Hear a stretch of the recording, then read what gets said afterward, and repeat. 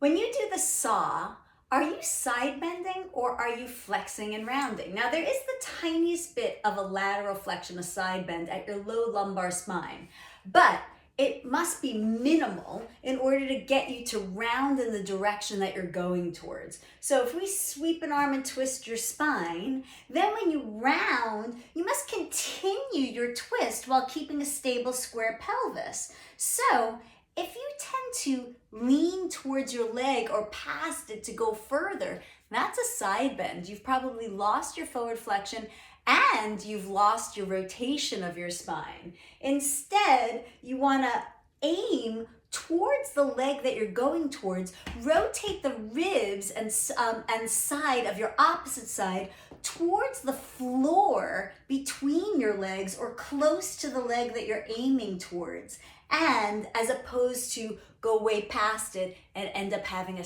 big side bend that has little rotation and little flexion. So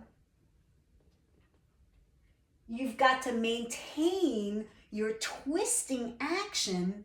The desire to saw off your little toe, I think is problematic, that it makes us then have to like reach over the side more, lift a hip up, side bend your body, as opposed to keep your pelvis stable and square and only spin yourself in a rotation in the direction of your leg, as opposed to going way past it.